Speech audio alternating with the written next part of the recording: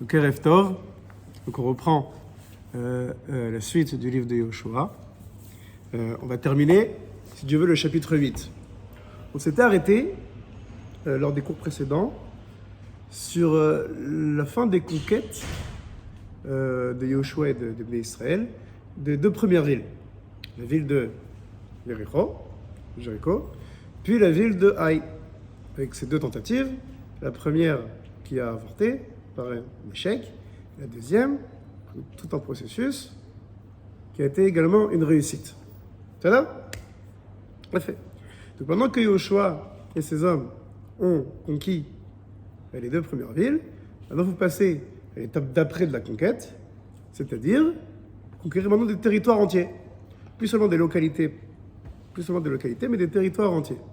Et c'est ce qui va se passer au cours du chapitre 10, 11, voire même le 12e, où on verra la conquête de plus grands territoires, de territoires plus étendus par les Bnei Israël. C'est-à-dire ? Mais avant ça, il y a deux épisodes qu'on va voir juste avant, qui sont, on va dire, particuliers. Le premier épisode, c'est la construction d'un autel, d'un misbéach, sur le Har Eval, sur le mont Eval. Et le deuxième épisode, c'est l'histoire des Givonim, un peuple qui est venu et qui essaie de faire une alliance avec les Bnei Israël. On va voir ça juste après. Donc, on termine le chapitre 8, le Pérekret. On s'était terminé la semaine dernière sur la conquête de Haï, mais ce n'est pas la fin du chapitre 8. La fin du chapitre 8, c'est la construction du Misbéach. Et ensuite, on arrivera au chapitre 9. Donc, je lis Pérekret, Pasuk Lamed. Il dit la chose suivante. Az yivne Yoshua Misbéach Adonai Eloi Israël Be'ar Eval. Après cela, donc après la conquête de Haï, Yoshua a construit un Misbéach, un autel pour l'Éternel, le Dieu d'Israël, Be'ar Eval, sur le mont de Eval. Le mont de Eval, c'est une montagne qui existe encore aujourd'hui. C'est une montagne qui est en face du Har Gerizim. On va le voir tout de suite. Ce sont des montagnes qui existent encore, qui sont dans la vallée de Shrem, dans la vallée de Naplouse aujourd'hui, à côté des îles de Ariel, à côté de Arbracha, à côté de Itamar. Je sais pas si tu as vu aujourd'hui, ils ont inauguré un Sefer Torah là-bas. Où ça ? Un Sefer Torah à Eval. À Areval ? Ouais. Ah, il a fait. Moi, j'ai pas vu, mais c'est actuel. Jusqu'à aujourd'hui, il y a encore un site archéologique là-bas, où c'est une forme de Misbéach, et beaucoup considèrent que c'est le Misbéach de Yoshua. Le fameux Misbéach construit par Yoshua, donc c'est actuel. C'est encore actuel aujourd'hui. Évidemment, notre retour sur notre terre, le Tanakh reprend vie. Pendant 2000 ans, on lisait ça. Aujourd'hui, non seulement on le lit, on le voit. Mais ça, donc Yoshua, il va construire cet autel sur le Har Eval. כאשר ציווה משה עבד אדוני את בני ישראל, ככתוב בספר תורת משה, מזבח עבדים שלמות אשר לא הניף עליהם ברזל, ויעלו עליו עולות לאדוני ויזבחו שלמים. Okay? Donc il a construit le Misbéach comme l'a ordonné Moïse, serviteur de Dieu, au Bnei Israël, comme il est écrit et relaté dans le livre de Moshe Rabbeinu, donc la Torah. C'est un Misbéach de pierre, c'est un autel de pierre entière, qui n'a pas été taillé par le métal. Et donc, une fois avec ce Misbéach construit, ils ont approché des corbanotes, des holotes, des corbanotes holocaustes, en offrande pour Dieu, et également des shlamim. Les shlamim, c'est des corbanotes, c'est des sacrifices qui sont consommables par les Bnei Israël. Et donc, d'un côté, Dieu, il a ses offrandes, et de l'autre côté, les Bnei Israël peuvent fêter et profiter des sacrifices. Ok ? Entre parenthèses, le fait que les pierres du Misbéach n'ont pas été taillées par la pierre, c'est une halakha. Quand on construit un Misbéach, les pierres ne peuvent pas être taillées par le métal, etc. Vous ne pouvez pas prendre un marteau et un busin et tailler la pierre comme ça. Non. Il y a toute une méthode dans la halakha pour avoir des pierres lisses sans utiliser le métal. C'est une halakha. Il y avait ויכתוב שם על האבנים את משנה תורת משה, אשר כתב לפני בני ישראל. Donc il a écrit là-bas sur les pierres le Mishneh Torah de Moshe, la répétition de la Torah de Moshe Rabbeinu. On verra c'est quoi exactement. qu'il a écrit devant les Bnei Israël. Vechol Israël, Uskena, Veshotreim, Veshoftav, Omdim, Mizeh ou Mizeh, לאהרון נגד הכהנים, לאהרון נגד הכהנים הלוויים, נושא אהרון ברית אדוני, כגר כאזרח, חציו אל מול ההר גריזים, והחציו אל מול ההר עיבל, כאשר ציווה משה עבד אדוני, לברך את העם ישראל בראשונה. כן? Donc, et tout le peuple, avec les anciens, avec les policiers, avec les juges, ils se tiennent l'un en face de l'autre, face aux Kohanim qui portent l'arche sainte, tout le peuple. Il y a une moitié du peuple sur le Har Gerizim et l'autre moitié sur le Har Eval. Okay, donc tu as la moitié du peuple sur une montagne, le Har Gerizim, l'autre moitié sur le Har Eval, et dans la vallée au milieu, les Kohanim avec l'arche sainte. Il est fait. Kasher Tiva Moshe Eved Adonai, comme l'avait ordonné Moïse, afin de bénir le peuple d'Israël une première fois. Ve'achareken kara et kol divrei haTorah, abracha v'akalala, kechol hakatuv besefer haTorah. Une fois qu'il les a bénis, il a également lu les bénédictions et les malédictions qui sont écrites dans le Sefer Torah. On va expliquer tous évidemment à quoi cela fait référence. Ve'lo haya davar mikol. Lo haya davar mikol asher tiva Moshe, asher lo kara Yoshua neged kol hakal Israël. Donc il n'y avait pas une chose que tout ce que Moshe Rabbeinu a ordonné de lire et de dire ce jour-là que Yoshua n'a pas accompli. Vanashim Israël, vanashim ve'ata ve'ager haoler bekirbam. Donc il a fait ça devant tout le monde, devant tout le Kal Israël, devant tout le peuple juif, y compris les femmes et les enfants et les guerres et les convertis, ou ceux qui sont ralliés au Bnei Israël, qui allaient avec nous. Ça, c'est la fin du chapitre 8.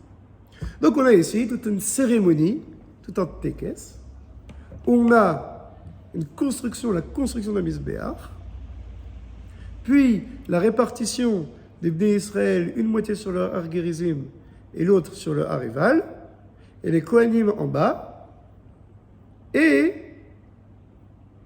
une bénédiction et une lecture de la Torah par Yoshua. Et tout cela, comme il dit le Passouk, comme l'a ordonné Moshe dans la Torah.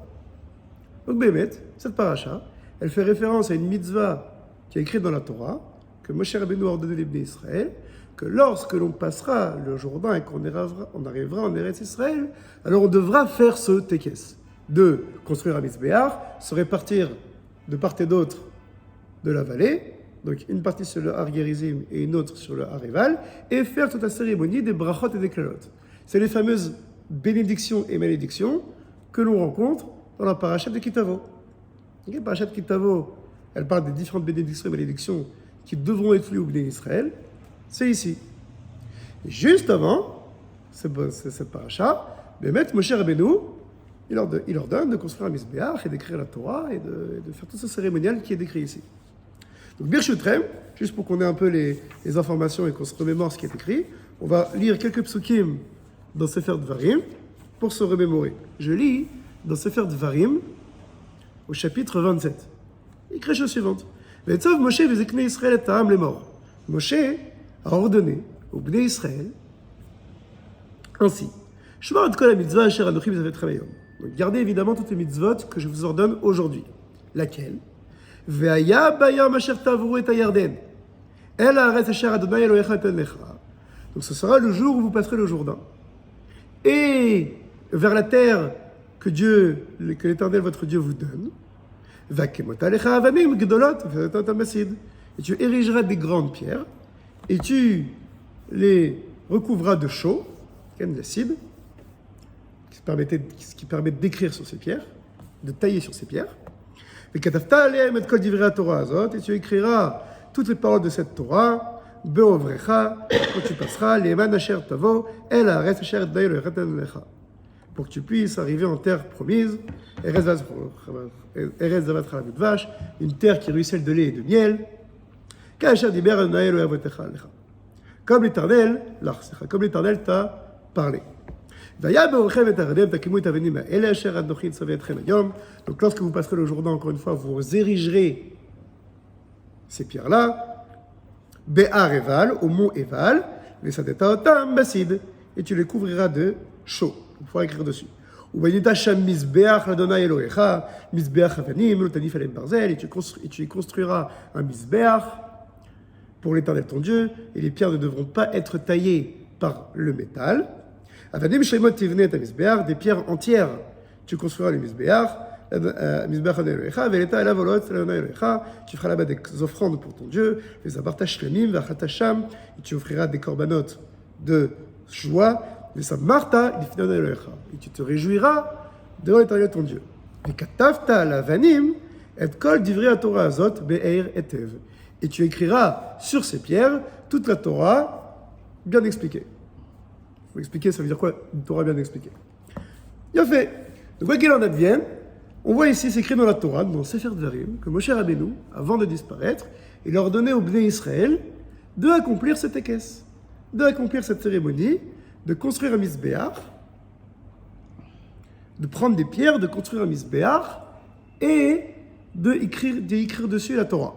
Et ensuite, donc on commencera Parashat Kitavo, enfin on continue la Parashat Kitavo, Moshe il ordonne au Bnei Israël ensuite de se répartir de part et d'autre de la vallée, une partie sur le Har Gerizim, le mont Gerizim, et l'autre partie sur le Har Eval, et d'y réciter les brachot et les klalot qui sont écrits dans Parashat Kitavo.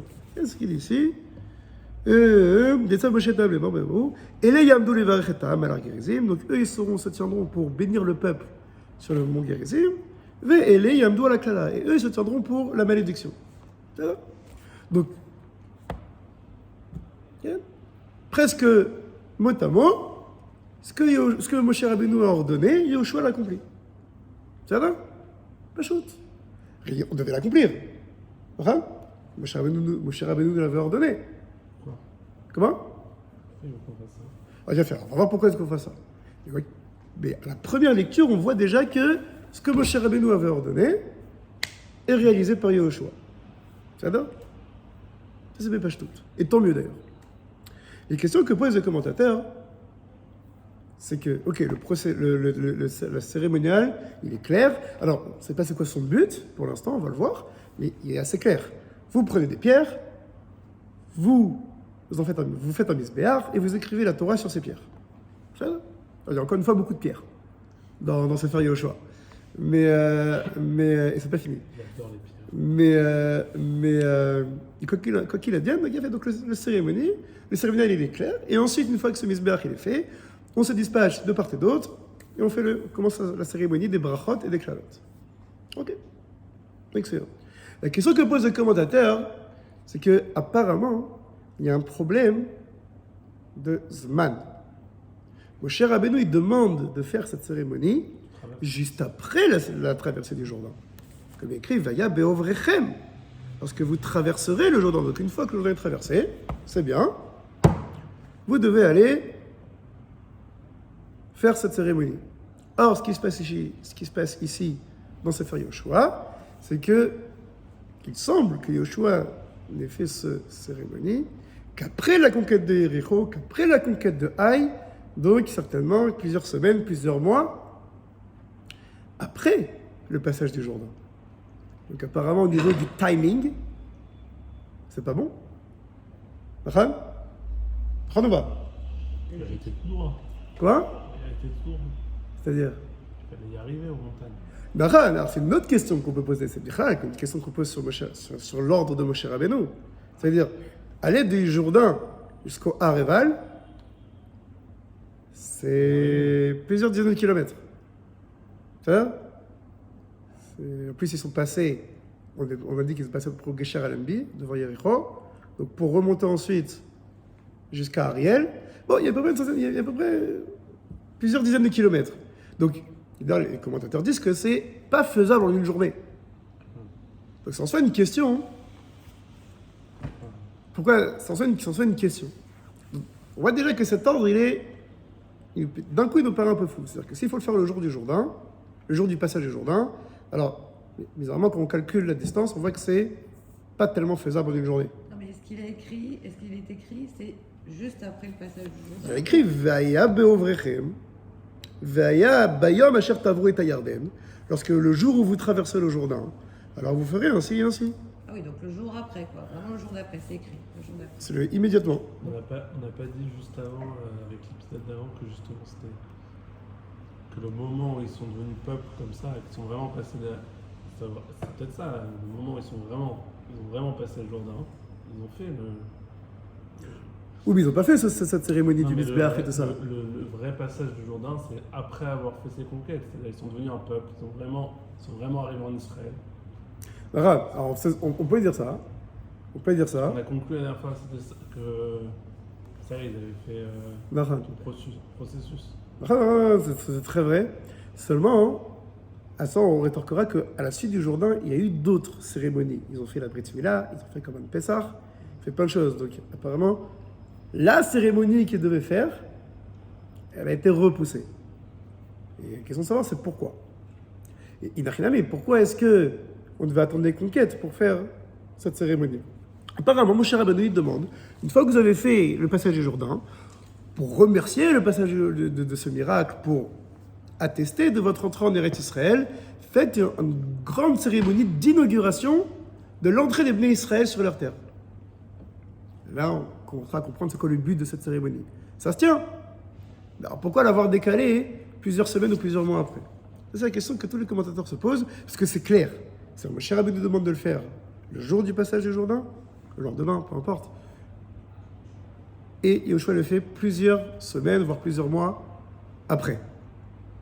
C'est un problème. C'est un problème. Apparemment. Alors, Bémet, Chazal, ils disent, les sages, dans le Talmud de Masechet Sota, ils disent Bémet, ils disent que Yoshua a accompli cette tekes, cette cérémonie, le jour du passage du Jourdain. Alors certes, c'est écrit après, c'est écrit après la conquête de Yericho, c'est écrit après la conquête de Haï, mais il n'empêche que, dans les faits, ça a été accompli, comme Moshe Rabbeinu l'a demandé, le jour d'arrivée en Eretz Israël. C'est disent les sages dans Masechet Sota. Okay? Sur ça, disent les commentateurs, notamment le Rav Yitzhak Abrabanel, il dit, on accepte évidemment toutes les paroles de nos sages, mais c'est pas le pshat, c'est pas ce qui est écrit. C'est pas ce que manifestement est écrit. Pourquoi? Parce que le début du pasuk, ils disent, il est écrit, Az yivne Yoshua Mizbeach. Alors, Yoshua, il a construit le Mizbeach. Et c'est quoi alors? C'est-à-dire après. C'est qu'après la conquête de Yericho et après la conquête de Haï, alors Yoshua a construit le Mizbeach. Donc évidemment, le pasuk veut nous dire que cette construction du Mizbeach a été faite après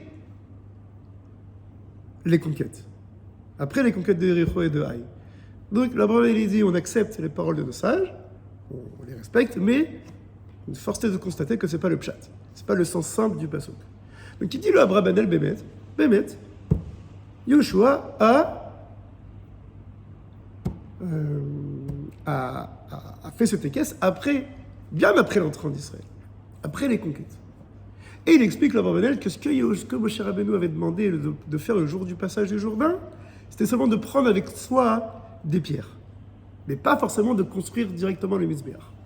Ça peut être une explication, on va dire, pour arranger les psukim, et ça se tient, il faut avouer, ça se tient. C'est-à-dire que d'après ce que dit le Rav Yitzhak Abrabanel, Yoshua avait l'ordonnance de prendre des pierres avec lui lors du passage du Jourdain et les conserver jusqu'arrive le moment opportun pour les construire et faire le Mizbeach et faire tout le processus et tout le cérémonial qui nous est raconté ici. Ça va? Alors, C'est pas ce qu'il demande, mon cher. C'est ça qu'il explique. Mais ça se tient. Ce qu'il dit l'Abrabanel, pourquoi j'ai ça? Parce qu'on se souvient que lors du passage du Jourdain, Yoshua a pris des pierres avec lui. On n'avait pas compris pourquoi il y avait et des pierres dans le Jourdain et des pierres que Yoshua avait pris avec lui. Alors, Dieu avait dit, prenez des pierres avec vous. Ouais. Et en fin de compte, on voit que ces pierres, encore une fois, Il les a mis partout, les pierres. là c'était les pierres spéciales qu'il les a pris avec lui au Gilgal. Alors peut-être justement que ces pierres qu'il a pris avec lui, c'est dans l'optique de les réutiliser pour la cérémonie du Mizbeach. Ok, mais Moshe, il demande pas de prendre des pierres, il demande de... Il a fait. Alors, c'est comme ça que le Abrabanel explique. Il dit que Moshe, quand il demande de prendre des pierres, il dit que vous passerez le jour où vous passerez le Jourdain, vous érigerez des pierres. C'est-à-dire qu'il comprend que vous prendrez des pierres avec vous, et ensuite vous les conserverez pour le moment opportun pour construire le Mizbeach, au moment approprié. C'est un peu... Juste sur C'est les tiré mots. par les cheveux. c'est pas tiré par les cheveux, C'est un peu comme- mais c'est-à-dire que cette explication, elle cache beaucoup plus que ce qu'elle explique. En hébreu, Megalet Tefar ou Mechaset Fachaim. C'est vrai que ça. D'un côté, tu dévoiles un Tefar, tu dévoiles 10 cm d'explication, mais ton explication, elle entraîne d'autres et d'autres questions. Mais soit, Naniach, on va supposer que, ok, Yoshua, il a pris des pierres avec lui le passage du Jourdain, il a accompli ce que Moshe Rabbeinu lui a demandé, et il fait le Mizbeach après la conquête de Haï, après la conquête de Yericho et de Haï. La question qu'il faut poser, c'est pourquoi attendre ce moment précis? C'est-à-dire, ok, t'es pas obligé de le faire tout de suite en arrivant en Israël. Mais alors pourquoi tu le fais à la fin de la conquête de Yericho et de Haï et avant la suite de la conquête d'Eretz Israël? C'est-à-dire, ce qui serait logique, c'est de le faire tout au début. En inauguration, en espèce de Even Pina, espèce de cérémonie d'ouverture de la conquête d'Israël. Ça se tient. Ou alors, tu le fais à la fin de la conquête. En tant que cérémonie de clôture, c'est bon, on a terminé la conquête d'Eretz Israël, on remercie Akadosh Baruch Hu, on fait un énorme misbéach en son honneur, excellent. Mais là, Yoshua, il décide de le faire en plein milieu. Manienne. C'est-à-dire que d'un côté, il a conquis que, entre guillemets, seulement 2 villes. Et il lui reste encore d'énormes contrées à conquérir. Et il décide, Yoshua, de le faire tout de suite. La question qu'on doit se poser, c'est pourquoi. D'une part, ça ne contredit pas ce que dit la Torah, d'après ce que dit le Abrabanel, parce que Yoshua a accompli l'ordonnance de faire ça du jour du passage au Jourdain, de récupérer des pierres. D'un autre côté, ça n'explique toujours pas pourquoi on le fait maintenant. Ça? Et donc, pour expliquer ça, je voudrais ramener tout le raisonnement qu'a le Rav Yitzhak Abrabanel sur tout ce passage-là. Il a un raisonnement assez détaillé, assez complet, et extraordinaire, pour expliquer ce passage-là. Il dit, le Abrabanel, qu'est-ce que Moshe Rabbeinu nous a ordonné? C'est quoi le but de cette équesse? C'est quoi le but? Il dit, le Abrabanel, il dit c'est minag alochamim, c'est l'habitude des armées et des soldats. Quand ils arrivent en territoire inconnu pour le conquérir, c'est leur habitude d'y placer des stèles et d'écrire sur ces stèles, de relater leur histoire. Pourquoi ils en viennent là, pourquoi ils sont arrivés ici, qu'est-ce qu'ils vont faire, de relater les victoires qu'ils ont eues sur ce territoire, comment ils ont conquis. Ok? Donc c'est l'habitude des armées de laisser une trace de leur passage avec des stèles. Et on retrouve encore aujourd'hui dans les fouilles archéologiques des stèles qui relatent des différentes conquêtes de différents rois à différentes époques. Et le Abrabanel lui-même ramène une preuve des Romains. Abrabanel qui a vécu une partie de sa vie en Italie, il ramène des preuves des Romains que les Romains, quand ils allaient conquérir des territoires, ils écrivaient des stèles, ils taillaient plutôt, ils taillaient des stèles dans signe de leur passage, pour relater leur gloire et leur conquête, et ainsi de suite. Et dit pareil pour les Israël. Entre parenthèses, c'est extraordinaire qu'un rave comme ça, comme Abrabanel, n'hésite pas à ramener des preuves de fouilles archéologiques de son époque. C'est rare dans le paysage rabbinique qu'on ramène des preuves de l'archéologie contemporaine. C'est-à-dire même aujourd'hui encore, de ramener une preuve des fouilles archéologiques, ça paraît assez moderne. C'est quelles années Abrabanel, c'est le début de la Renaissance, c'est le 15e siècle. Donc, celui qui a précédé dans ça, c'était le Ramban, Nachmanide, qui lui aussi n'hésitait pas à utiliser des preuves archéologiques, des preuves de son époque, pour élucider des problèmes, soit de Torah, soit de problèmes de Halakha. Donc la recherche du Hémet, elle est totale. On utilise toutes les kélim, tous les ustensiles qui sont à disposition pour trouver le Hémet. Fin de parenthèse. Donc Abrabanel, il dit que c'est ce que les Bnei Israël voulaient faire. En conquérant la terre, de manière naturelle, les Bnei Israël vont ériger ces terres, ces pierres, et vont écrire leur histoire de leur gloire. Et qu'est-ce que demande Moshe Rabbeinu? Il dit non. Il dit, oui, faites ces pierres, comme l'habitude des conquérants, seulement ne le faites pas pour vous, faites-le pour la gloire d'Akadosh Baruch Hu. C'est-à-dire que prenez ces pierres, faites-en un misbéach, d'accord? Utilisez ces pierres en tant qu'autel, construisez de ces pierres un misbéach, un autel, offrez là-dessus des offrandes à Akadosh Baruch Hu, okay? Offrez-lui des offrandes, et vous aussi fêtez la gloire d'Akadosh Baruch Hu. Et une fois que vous aurez fait ça, vous démontrez, vous allez démonter ce misbéach, cet hôtel, vous allez le auto, vous allez le démonter, et sur ces pierres, vous allez écrire la Torah. C'est-à-dire que vous n'allez pas seulement écrire votre histoire en tant que conquérant, vous allez écrire également le message que vous voulez créer et le projet que vous voulez initier en Israël. C'est-à-dire que, explique le Abrabanel, Rav Yitzhak Abrabanel, que Moshe Rabbeinu voulait utiliser quelque chose de naturel, le minag de l'Ochabim, l'habitude désormais d'écrire des stèles, mais l'élever à un autre niveau. Vous n'allez pas seulement écrire votre histoire personnelle, vous allez également écrire votre projet, la Torah. Donc, à cet endroit-là, une fois que vous... À cet endroit-là, au Hareval, vous allez faire donc, cette cérémonie en l'honneur d'Akadosh Baruch Hu. Ça marche ça seulement s'ils ont fait la guerre avant. Nachan. Alors, pour Moshe Rabbeinu, d'après l'explication, il dit qu'il ne donne pas de timing exactement quand le faire. Même si on le fait avant la guerre, ça ne change rien. Parce que même si tu le fais avant les guerres, tu dis, ok, ça met un état d'esprit. C'est une cérémonie pour avoir un bon état d'esprit. Mais Yoshua décide de le faire justement après les deux conquêtes. Okay? Il décide justement après les deux conquêtes de faire cette cérémonie, d'utiliser les pierres que les d'Israël allaient ériger, comme explique le Abrabanel, mais ici le tenter et utiliser ce tekes pour la gloire d'Akadosh Baruch Hu. Comme ça explique le Abrabanel. Et pourquoi ça marche après toutes les explications qu'on a expliquées dans les derniers shiurim? Parce que toute la conquête de Haï, on a expliqué dans le cours dernier, c'était justement pour laisser toute sa place à l'action humaine, mais ne jamais oublier que le but de ces conquêtes, c'est pour le projet divin. Donc Yoshua, à la suite de la conquête de Haï, il se dit c'est le meilleur moment maintenant d'utiliser le tekes que Moshe Rabbeinu nous a ordonné, de prendre ces pierres, en faire un misbéach, offrir les offrandes à Kadosh Baruch Hu, et reprendre ces pierres, et au lieu d'écrire notre gloire personnelle et de Israël sur ces pierres, au contraire, on va écrire la Torah. C'est-à-dire, on va écrire le projet divin que les Israël veulent accomplir sur cette terre. C'est ça?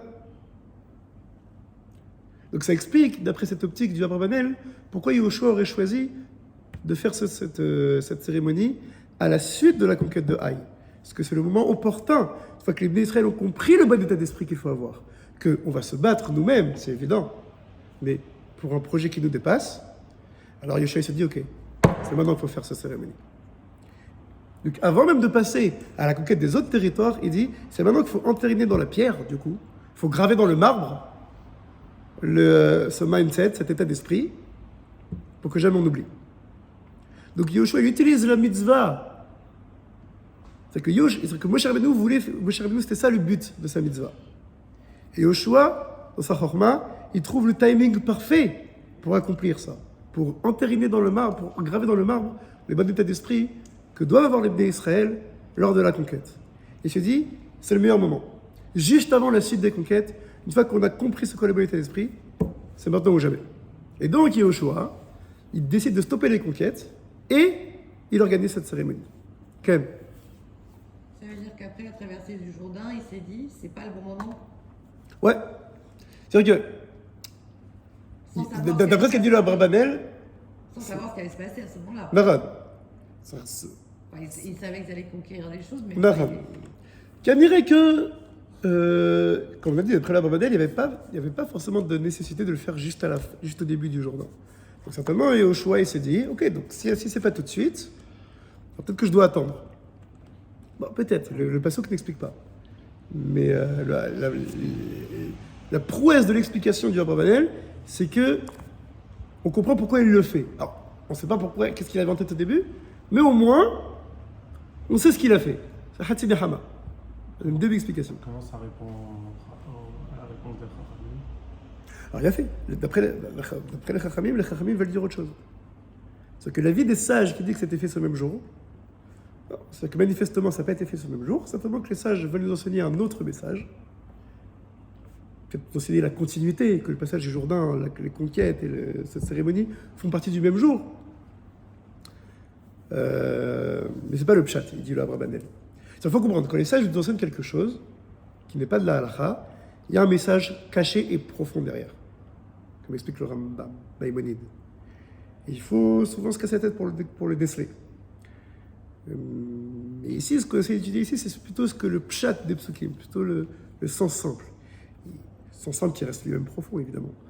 Et donc il dit là, Abravanel, puisque le pasuk nous dit que Yoshua a construit le Mizbeach à la suite des conquêtes, comme il écrit Az Yivni Yoshua Mizbeach Adonai Elo Israël, que ensuite, à la suite des conquêtes, Yoshua a construit le Mizbeach. Alors là, Abravanel essaie d'expliquer la logique. Pourquoi construire le Mizbeach après les conquêtes? Et ça rejoint ce qu'on expliquait justement, c'est que toute cette conquête doit être orientée, les kavod ultiferet, pour l'honneur et la gloire d'Akadosh Baruch Hu. C'est-à-dire, il a fait. Ça, c'est la construction du Mizbeach. C'est dans une vision, on va dire, assez locale. On essaie de comprendre la suite logique des événements. Bien évidemment, cette cérémonie revêt une importance beaucoup plus générale que le simple fait de voir le bon état d'esprit pour la conquête. On peut même dire que c'est ce que également a voulu Moshe. Cette cérémonie ressemble en tout point au Mahamad Har Sinaï. Sauf que c'est l'inverse. C'est-à-dire qu'au Mahamad Har Sinaï, la Torah, elle est en haut. Et elle descend. Alors qu'ici, la Torah, elle est en bas. L'arche est en bas, dans la vallée. Et c'est les Bnei Israël qui sont en haut. C'est-à-dire, c'est exactement l'inverse du Mahamad Har Sinaï. D'accord ?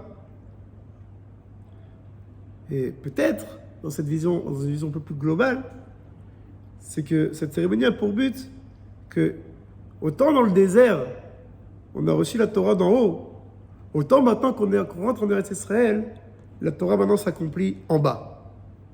C'est-à-dire que tout le but de la Torah, c'est d'être accompli en Eretz Israël. Peut-être que je dépasse un peu le cadre des psukim, mais tout le but de la Torah, c'est d'être accompli en Eretz Israël. Et peut-être que c'est la symbolique de cette cérémonie, c'est-à-dire que les Bnei Israël maintenant, qui rentrent en Eretz Israël, qui viennent d'en haut, qui viennent d'ailleurs et qui reviennent en Eretz Israël, qui viennent en Eretz Israël, maintenant c'est eux qui doivent accomplir cette Torah ici-bas sur terre. Il y a dans cette symbolique de la Torah en bas et les Bnei Israël en haut, une espèce de jaillissement de la Torah du bas vers le haut. C'est autant on a reçu la Torah Mina Shamaim du haut vers le bas, maintenant on doit accomplir la Torah du bas vers le haut. Dans la cérémonie, il ne dit pas, il dit les bénédictions et la bénédiction. Non, Pourquoi? alors, ça va, parce que c'est les malédictions et les bénédictions, c'est partie aussi de la cérémonie que Moshe Rabbeinu a ordonné sur les deux flancs de cette montagne, Har Gerizim et Har Eval, de lire les brachot et les klalot. Que celui qui accomplira les mitzvot sera béni, et celui qui n'accomplira pas sera maudit, en gros. Donc ils lisent ça et après ils écrivent la Torah. Il a fait, et après ils écrivent la Torah sur les pierres. Nachon. Alors c'est impossible. Alors, il a fait, et ça alors. Est-ce qu'ils écrivent toute la Torah, quoi, tout le chumash sur les pierres? Ah, il a fait. Alors je dirais même pas. Ah quoi, ils ont écrit tout le chumash sur la pierre, ça paraît, c'est beaucoup de pierres quand même. Et je dirais même plus, c'est les sages, là-bas dans ce tas, ils disent que non seulement ils ont écrit toute la Torah sur les pierres, mais en 70 langues. Ok? Donc ça fait beaucoup de mots. Alors, beaucoup de temps aussi. Beaucoup de temps, beaucoup de mots, gravés à la main comme ça, chaque lettre. Alors non, il dit le Abravanel, c'est Rachok. Les sages nous enseignent un message profond, mais il n'est pas à prendre à la lettre. C'est-à-dire que même d'après nos sages, il est évident qu'ils n'ont pas écrit toute la Torah, et ils n'ont pas écrit toute la Torah en 70 langues. Il y a un message plus profond que les sages nous ont enseigné, mais concrètement, il dit le Abrabanel que qu'est-ce qu'ils ont écrit à ce moment-là, les Bnei Israël. Ils ramènent plusieurs pirouchim. Ils ramènent par exemple le pirouche du Rassag, Rabbeinu Saadia Gaon, qui dit qu'ils ont écrit mitzvot kemisparam. Ils ont écrit les 613 mitzvot. Ah, c'est moins, d'un coup. Ok? Là, qui disent qu'ils ont écrit le livre de Devarim. Après, écrit Mishneh Torah Moshe. Parce que le livre de Devarim est également appelé Mishneh Torah. Il est également appelé celui qui résume la Torah. Il y en a qui disent qu'il a ramené, qu'ils ont écrit les Klalei Mitzvot. Les mitzvot, les règles générales des mitzvot. C'est quoi les règles générales des mitzvot? Moshe est là. On va dire, ça veut dire peut-être les Yud Gimel Midot, Shatron Dreshem Bahem, Choliot. Le Ralbag, il dit, beaucoup plus simple, il dit non, ils ont écrit les brachot et les klalot qui doivent dire. C'est ça la Torah, c'est dans la suite logique. Et enfin, le Abrabanel lui-même, il dit non, c'est quoi la Torah qu'ils ont écrit? Mais pas toutes. Comme il a dit Samuel, ils ont écrit la Sorot à Diberot. Ça, la Torah. Et c'est plus facile à écrire, ça prend moins de place que tout le Chumash, évidemment. Donc c'est ce qu'ils ont écrit. Et d'ailleurs, cette explication nous convient très bien. Toute la Torah. Si on considère qu'ils ont écrit la Sorte des Berot sur des pierres, alors ça rappelle vraiment Matan Torah, le Mamad Har Sinaï. Parce que le Mamad Har Sinaï, ce que Moshe Rabbeinu a reçu, c'est des tables de pierre où gravés dessus les 10 commandements. Donc si les Bnei Israël ont écrit les 10 commandements sur les pierres en bas, c'est vraiment un Mamad de Matan Torah, mais inversé. C'est le don de la Torah, mais à l'inverse. C'est-à-dire que la Torah, elle ne vient pas d'en haut, elle vient d'en bas. Pour symboliser encore une fois que maintenant la Torah doit être accomplie ici-bas sur terre, de manière naturelle, par un peuple qui vit de manière naturelle sur sa terre. Ça va? Donc, bon, il dit à Abrabanel, Bassof, choisis-toi une des explications de savoir ce qu'ils ont écrit, et colle-toi, et y tiens-toi, parce que considérer qu'ils ont écrit toute la Torah et en 70 langues, il dit à Abrabanel, ou Rachok Meod. C'est paraît très éloigné de la réalité. Il semble que les sages, quand ils ont dit qu'ils ont écrit toute la Torah en 70 langues, le message profond nous enseignait que le projet que les Bnei Israël portait avait une portée universelle, qui était comprenable et accessible à tous les peuples. Donc, c'est-à-dire que le projet que les Bnei Israël portent, c'est un projet qui est censé être positif et bénéfique pour toute la terre entière. Bon, c'est une Gemara étudiée dans une Mishnah étudiée aussi dans ma Masechet Sota, Bezrat Hashem. Il a fait. Donc, quoi qu'il en advienne, on a ici un Mahamad, on a ici un cérémonie, un texte tout à fait particulier, qui ressemble énormément au Matan Torah. Et le Abrabanel nous explique que c'est également pour un kavod pour Akadosh Baruch Hu, pour entériner ici le bon mindset à avoir lors des conquêtes de la terre. Et c'est en ça que ça expliquerait pourquoi il a été fait maintenant et pas avant. Ça donne? Donc, il a fait. Claire? Question? Il a fait. Donc, maintenant, on a fini le chapitre 8. Maintenant, on va commencer le chapitre 9. En préambule du chapitre 9, et je pense qu'on continuera également la semaine prochaine, on revient aux conquêtes. Les conquêtes des Bnei Israël de la terre. Maintenant, ils vont conquérir des territoires entiers. C'est là? On va essayer, Blineder, d'essayer de déceler parmi les psukim, c'est quoi la stratégie de conquête de Yehoshua? Qu'est-ce qu'il veut conquérir? Est-ce qu'il veut conquérir ville par ville, il conquérir des territoires entiers? Est-ce que cette stratégie va réussir? Ou alors il y a une autre stratégie qui va être adoptée? Il y a des questions militaires qu'on doit aborder. Mais avant ça, le Passoc va nous expliquer la réaction des différents rois à la suite des conquêtes de Yéricho et de Haï. Et on va également essayer de comprendre c'est quoi leur stratégie à eux, au roi de Canaan. Parce que maintenant, il y a une guerre qui va commencer à se mettre en place. Là, c'était que des batailles. On a une guerre entière, une guerre totale qui va commencer à se mettre en place. Et on va essayer de comprendre également c'est quoi les stratégies de chacun. Alors, j'ai lu le début du chapitre 9. J'ai une question. Oui. C'était des cités-États? C'est-à-dire il y avait un roi par Il semble que oui. Parce qu'il y a écrit, à chaque ville, on parle également de Eretz, de région. Donc certainement qu'il y avait la ville fortifiée au milieu et des régions agricoles pas loin qui devaient être sous la protection La cité. de la cité. Ce qu'on appelle également des cités-états. Bien fait. Donc, alors, écrit comme ça, début de chapitre 9. ויקשמוע כל המלכים, אשר בעבר הירדן, בהר ובשפלה, ובכל חוף הים הגדול, אל מול הלבנון, החיתי, והאמורי, והכנעני, והפריזי, והחיבי והיבוסי, והתקבצו ירדיו להילחם עם יהושע ועם ישראל פה אחד. יפה. Ce fut, lorsqu'on a entendu les rois qui étaient de l'autre côté du Jourdain, donc le côté occidental, qui se trouvaient ce roi Bahar, donc dans les montagnes, Bashfela, dans les collines, ou Bechol Chofayam, et sur le littoral, El Moula Levanon, et jusqu'au Levant, donc jusqu'au Liban. Donc ces peuples, c'était les peuples des Chiti, des Émoris, des Kenaani, les Brizi, les Chivi et les Yévoussi, les Jébuséens. Ils ont tous entendu ce qui s'est passé. Alors, on verra qu'ils ont entendu les conquêtes de Yericho et de Haï.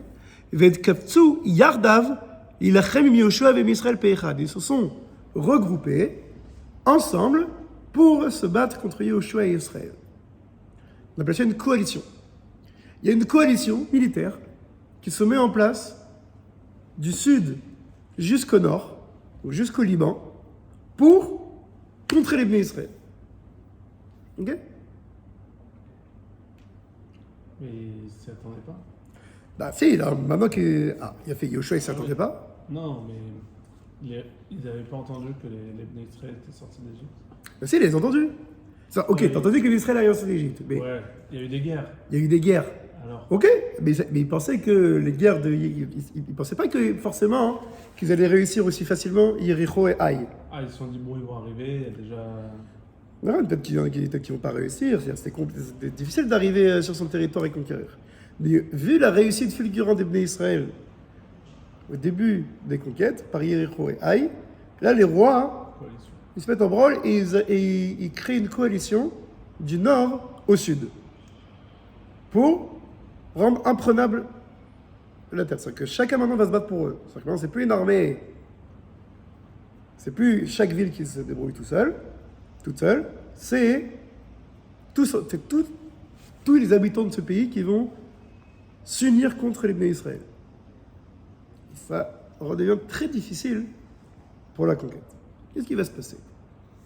Il va se passer qu'il va y avoir une coupure dans cette coalition. Les habitants de Givon, les habitants de la ville de Givon, eux, vont faire une alliance avec Yehoshua. Ils vont essayer, donc ils vont rompre la coalition des Kénaanim, des Kénanéens, et ils vont pas s'allier avec Yehoshua, mais ils vont avoir d'un pacte de non-agression, on va dire, avec les Bnei Israël. Ils vont essayer de faire le shalom, d'être en paix avec les Bnei Israël, pour ne pas être attaqués. Et l'avantage de ce pacte, d'un point de vue militaire, c'est que ça coupe la coalition. Puisque Givon, la ville de Givon, c'est une ville qui est au centre du pays, c'est après dans la région de Binyamin, pas loin de Jérusalem, eh bien, ça coupe la coalition. C'est qu'au lieu d'avoir une énorme coalition du sud vers le nord, on a une coalition des rois du sud et une coalition des rois du nord. Donc c'est tout de suite beaucoup plus simple. C'est-à-dire, d'ailleurs on verra que c'est comme ça que sont répartis les prakim. Le chapitre 10, qu'on va étudier par la suite, c'est les conquêtes du sud. Et le chapitre 11, c'est les conquêtes du nord. Pourquoi c'est différent? Justement, grâce à ce pacte avec Givon, ça a rompu l'énorme coalition qu'il y avait du nord au sud. Et donc maintenant, on peut conquérir le sud indépendamment et le nord par la suite. Givon, c'était avec quel peuple? Givon, c'est les Chivi. Okay? Mais comme il s'agit comme la grande ville des Chivi, c'est Givon, alors on les appelle également les Givonim. C'est là? Donc on va continuer à lire un peu quelques psukim et va expliquer par la suite. Donc je lis pasuk Gimel. ויושבי גבעון שמעו את אשר עשה יהושע ליריחו ולעי. כן, les habitants de Givon ont entendu ce qu'a fait Yehoshua à Jéricho et à Haï. ויעשו גם המה בעורמה וילכו והצטיירו ויקחו שקים בלים לחמוריהם. ולא תיירים קלים ou Movukaim, ou Metzorarim. Et donc ils se sont déguisés. Donc ils ont fait une Be'orma. Ils ont essayé de faire de se déguiser comme s'ils venaient de loin. Ils ont pris donc des sacs délibérément utilisés, usés, avec des gourdes de vin également usées, Venaalot balot et des chaussures complètement usées, ou Metulaim, rapiécées, ou Slamot balot aleem, Vechol echem sedam yavesh ayan nekudim. Et également, ils ont pris du pain sec pour faire croire qu'ils venaient de loin. Pourquoi ils ont fait tout ça? Et on va lire par la suite. La stratégie des Givonim, c'est de se faire passer pour un peuple qui vient de loin. C'est se faire passer pour un peuple qui vient de loin, pour berner les Bnei Israël, pour ne pas qu'ils les anéantissent. Il se passe quoi ici? C'est quoi cette histoire? Alors il faut expliquer. Là, je vais les mettre un peu l'eau à la bouche avec ce qui se passe. Il faut expliquer. Là, on va terminer sur ça. On va peut-être faire une longue parenthèse halachique sur savoir qu'est-ce que les Bnei Israël doivent faire avec les peuples qui résident sur leur terre lorsqu'ils arrivent en Eretz Israël. Et une halakha, c'est des halachot. Le Rambam écrit la chose suivante, Maïmonide. Le Mishneh Torah, dans son code de loi, il écrit, au chapitre 6 des lois de Ilchot Melachim Lechabotehem, il écrit ce qu'on doit faire. Quand on veut attaquer une ville, que ce soit en Eretz Israël ou ailleurs, on n'attaque pas une ville comme ça. C'est-à-dire, avant tout, même s'il y a une nécessité d'attaquer une ville, premièrement, on propose le shalom. On propose un pacte. Pacte de la paix. C'est-à-dire, on propose un pacte avec cette ville. On ne veut pas attaquer pour attaquer. Les Israël sont avant tout des gens qui prônent le shalom. Donc quand il y a une nécessité d'attaquer une ville, premièrement, on lui propose le shalom. C'est-à-dire, si elle accepte, tant mieux. Il y a des conditions. C'est-à-dire, si c'est une ville en Eretz Israël, alors la condition principale, c'est d'accepter la souveraineté du peuple juif sur la terre. C'est-à-dire qu'on n'est pas obligé de chasser les habitants de cette terre s'ils remplissent ces conditions ils font la paix, c'est-à-dire qu'ils ne sont pas venimeux, ils ne sont pas belliqueux envers les Bnei Israël, et ils acceptent un certain nombre de conditions, pas énormes. Ils acceptent premièrement la souveraineté du peuple juif, ce qu'on appelle la Havdout. La Havdout, on traduit ça à l'asservissement, mais en réalité, le Rambam explique que c'est le fait de ne pas être effronté dans les Bnei Israël, c'est-à-dire de ne pas réclamer un certain droit sur cette terre. Ils sont simplement d'accepter la souveraineté du peuple juif sur cette terre. Première condition. Deuxième condition, alors il y a également un tribut à payer ou quelque chose dans le sorte, mais on va dire que c'est moins un problème. Et troisième condition, c'est d'accomplir les 7 mitzvot Bnei Noach, les 7 lois Noachim. Si un peuple qui réside en Israël accepte ces conditions, c'est-à-dire la souveraineté du peuple juif, et accepter les lois Noachim, qui sont les lois humaines les plus évidentes, alors nous, les Bnei Israël, on n'a aucun problème. On n'a aucun souci de laisser cette personne, laisser ce peuple là où elle est. C'est-à-dire que le terrain, on va dire officiellement, appartient aux Bnei Israël, mais peuvent siéger légalement et légitimement sur notre terre. Bar le Habba, comme on dit chez nous. C'est-à-dire, donc, si les Bnei Israël, ce peuple accepte la paix, c'est-à-dire la souveraineté du peuple juif sur sa terre, et un comportement éthique minimum qui se traduit par les 7 mitzvot de Bnei Noach, qui ne sont pas tués, pas violés, pas faire l'idolâtrie et tout ça, il y a zéro souci, dit le Rambam, de laisser ce peuple sur cette terre. Okay? Par contre, s'ils refusent de se, entre guillemets, soumettre, alors ils ne sont pas soumis, ils vivent une vie indépendante, il n'y a aucun problème, au contraire, même sous le protectionnat juif, mais s'ils refusent la souveraineté juive, ou s'ils refusent les 7 mitzvot Bnei Noach, là, on est obligé de leur faire la guerre. C'est ça? Quand on va conquérir la terre, on est obligé de leur faire la guerre. C'est ça? Et c'est ce que de sages ils ont dit, et c'est ce que le Rambam Mitrosh Halacha, que Yoshua, lorsqu'il arrive en Israël, alors, il a envoyé 3 missives, 3 lettres au peuple, et leur a proposé les 3 options suivantes. Kol Harotzeh Yashlim, celui qui veut faire la paix, Yashlim. On lui fera un pacte de paix avec lui, sous certaines conditions, qui sont largement acceptables. Et celui qui accepte, Shalom à l'Israël. Celui qui veut partir, on le laisse partir tranquillement avec ses biens et pas de problème. Celui qui veut faire la guerre, alors qu'il se tienne prêt. C'est-à-dire, c'est ce que dit la Gemara, c'est ce que ramène le Rambam. Donc le mec Am Israël n'a pas d'obligation de venir et d'assassiner, d'anéantir tout le monde. Encore une fois, Am Israël est très mauvais pour faire des génocides. Et tant mieux d'ailleurs. Et très quoi? Et très mauvais pour faire des génocides. Ok? Et tant mieux d'ailleurs. Donc Am Israël n'a pas d'obligation d'esquinter tout le monde. Il doit se battre contre des peuples qui refusent la souveraineté du peuple juif sur sa terre. C'est-à-dire, ça n'a rien à voir. Il a fait. Les Givonim, eux, explique le Rambam, ils n'ont pas compris ça. Eux, ils pensaient, par erreur, on va voir dans les psukim, que les Bnei Israël devaient tuer tout le monde. Il y a des psukim dans la Torah où certains disent que de là on apprend que les Bnei Israël doivent tuer tous les peuples de la terre de Canaan. C'est faux. On doit se battre contre les peuples de la terre de Canaan sous certaines conditions.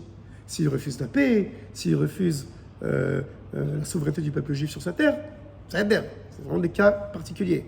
Mais d'une manière générale, il n'y a pas de mitzvah de tuer celui qui est en paix avec nous. Chas v'shalom. Et donc les Givonim ont mal compris, ça a dit le Rambam, ont mal compris les missives de Yehoshua, ils pensaient que Bémet, les Bnei Israël, allaient les esquinter. Et donc, pour faire la paix avec eux, ils se sont déguisés en un peuple lointain, se faisant passer pour un peuple qui n'habitait pas sur cette terre. Ok?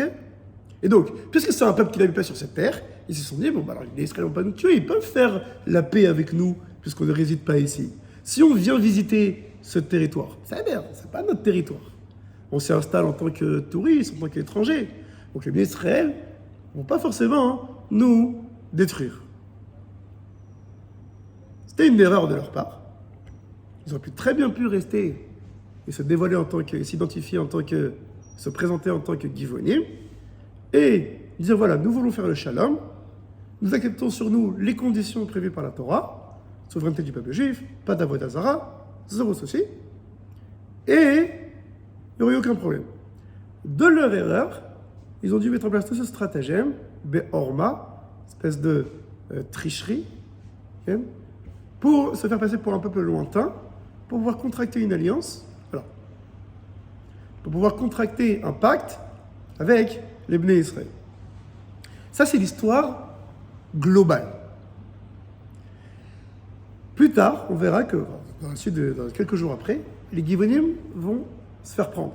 On verra que Bémet, c'est pas un peuple lointain, c'est un peuple qui réside sur cette terre, et normalement, ça aurait pas dû se passer comme ça. Ils auraient dû se présenter en tant qu'Givonim, mais accepter officiellement la souveraineté et les différentes conditions pour résider en Israël, et il n'y aurait aucun problème. On les aurait laissés sans aucun souci.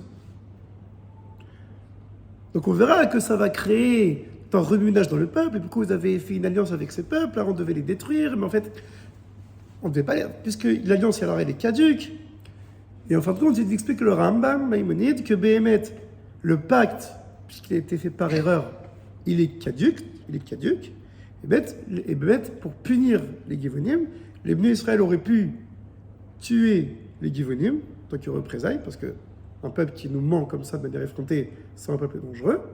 Malgré tout, explique le Rambam, les Bnei Israël, les Nessim, les princes, les ministres et les Yehoshua ont décidé d'épargner les Givonim pour un souci de Chilul Hashem.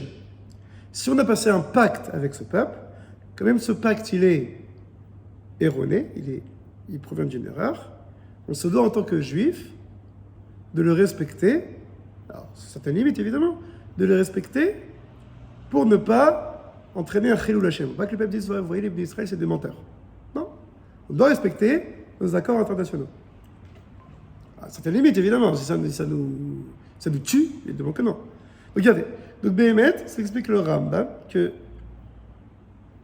il y a une erreur de la part des Givonim.